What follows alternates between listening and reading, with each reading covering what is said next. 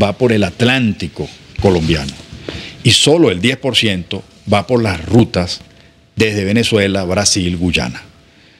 Ahí está claro que el problema del narcotráfico, hablando ya del tráfico como tal, Venezuela a lo sumo será el 8%, y el grueso está por acá. Esa es la primera cosa. La segunda cosa es que el gran... ¿Esos también son análisis o cifras de quién? De las Naciones Unidas. Si quieres, pueden perfectamente consultarse, ¿no? ¿Y el segundo? Sí, el segundo elemento es que el gran consumidor de drogas es Estados Unidos, y ahí no hay una política para reducir el consumo. No se ha reducido. De hecho, más bien se ha elevado la producción porque ellos son los primeros productores de marihuana del mundo. Y ahora desplazaron a los colombianos. Sí, y ahora de la super marihuana, que es una droga incluso parece que es peor que la cocaína y que otras drogas, ¿no? Y el gran productor es Colombia, ¿no? A pesar de que se ha reducido la potencialidad de producción, sin embargo, fíjese usted, estas son cifras de las Naciones Unidas también, como si vemos el histórico del Plan Colombia, ¿no? ¿Alcanza a ver algo acá? No estoy seguro que pueda registrarse. Sí, bueno, si vemos el histórico. El Plan Colombia, fíjese, en los 10 años del Plan Colombia, ¿no? El promedio de la producción potencial de droga fue de 624 toneladas. Sí. Mientras que en los 5 años anteriores fue exactamente de la mitad. Es decir, se duplicó la producción de droga, estoy hablando en general, no solo de cocaína, en esos 10 años. Entonces, eso refleja una realidad que es la que hay que abordar, porque este es un fenómeno multilateral. Nosotros en Venezuela somos víctimas, de algún modo, de ser puente, y también somos víctimas en el consumo, porque de algún modo ese microtráfico de droga en las ciudades va dejando la criminalidad y toda la inseguridad y los problemas que tenemos tanto en Venezuela como en todos nuestros países, ¿no? De manera que también hemos tenido logros importantes. Fíjense que después que se fue la DEA de Venezuela, y la DEA tuvo que irse porque la DEA no solamente se ocupaba del problema del narcotráfico, sino de la injerencia política interna, se incrementó el decomiso.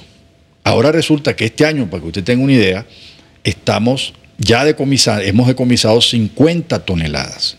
Si usted calcula de las 640 que se producen, pongamos que el 10% tienda a pasar por Venezuela, estamos hablando de 64 toneladas.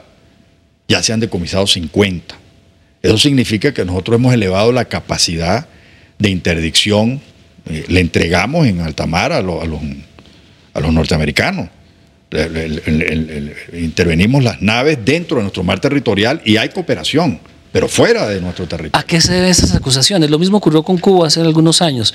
La quiso acusar de ser una isla que se prestaba al narcotráfico hacia la Florida de Estados Unidos. Nunca se les comprobó nada. Y ahora se repite esa acusación contra Venezuela. ¿A qué se debe? Bueno, mira, porque el imperio, y esto no es una cosa, no es un cuento de camino, ¿no? Porque no, el imperio, eso no existe, ¿no? No es un cuento de la izquierda. De la izquierda, exactamente, ¿no? De los izquierdosos.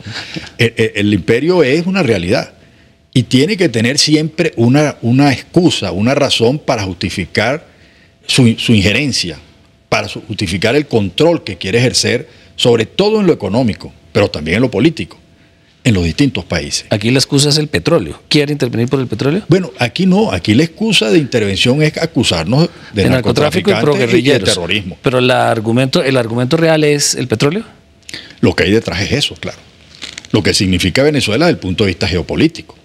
Y además significa otra cosa, ya no solo económico, sino que la revolución bolivariana ha abanderado en el siglo XXI un proyecto socialista, ha retomado el socialismo bajo un nuevo contexto, bajo una nueva concepción, superando los errores del siglo XX, del llamado socialismo real, y asumiendo la democracia socialista participativa y protagónica como el eje de ese proyecto, que ha comenzado a tener... No digo que sea propagado, porque no podemos hablar de eso, sino que simplemente hay una búsqueda en toda Latinoamérica de un nuevo proyecto, de un nuevo modelo, que definitivamente no es el capitalismo dependiente, que genera pobreza, que genera concentración de la riqueza, que genera debilidad y fragilidad y falta de autonomía de los países. Es decir, que ese modelo nuevo socialismo del siglo XXI o búsqueda de distribución más equitativa de la riqueza es una amenaza para Estados Unidos y sumada a la riqueza petrolera o energética de Venezuela, ¿constituye un factor de intervención? Claro que sí, porque es como que si el patio trasero se le estuviera embochinchando, para decirlo de algún modo, ¿no? Estuviese asumiendo posiciones soberanas, por ejemplo, lo que ha ocurrido en Bolivia. Se ha reivindicado los pueblos indígenas que eran marginados, explotados, hoy son protagonistas. Eso es algo que de algún modo comienza a ser ejemplo para los pueblos del mundo. Y no solo de Sudamérica, sino del mundo, porque todo el mundo está observando este proceso.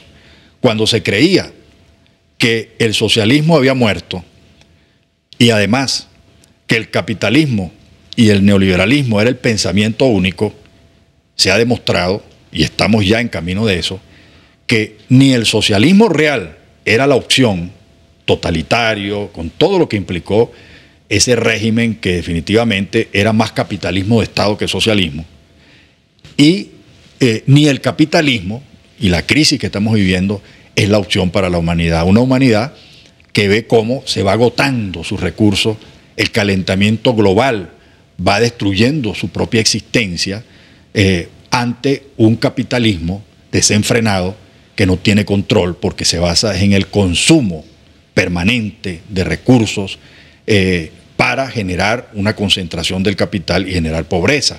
Las cifras están allí. Más de 1.000 millones de personas pasan hambre. Esas son las cifras de las Naciones Unidas recientemente dadas a conocer, lo cual refleja que estamos frente a una crisis global de un sistema global y eso afecta, por supuesto, a un imperio que luego de la Guerra Fría, acabada la excusa del comunismo, genera nuevos enemigos, terrorismo, narcotráfico, generado por ellos mismos, porque ya insisto, no existiría narcotráfico si no hubiera consumo.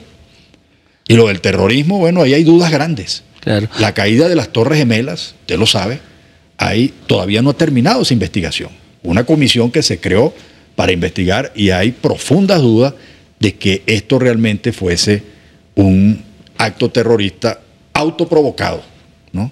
Autoprovocado. Y aquí lo que estoy diciendo lo han dicho incluso parlamentarios norteamericanos dentro del Congreso y eso está como tapado. En algún momento sabremos la verdad, como ahora sabemos la verdad de que la guerra de Irak no se hizo porque había armas de destrucción masiva. Sino porque había mucho petróleo como en Venezuela. Y volvemos al punto, esa reserva energética tan grande que tiene Venezuela y de gas, tal vez la segunda mayor del mundo, ¿es en el fondo el motivo que hay para todas estas definitivamente tensiones? Es el principal motivo.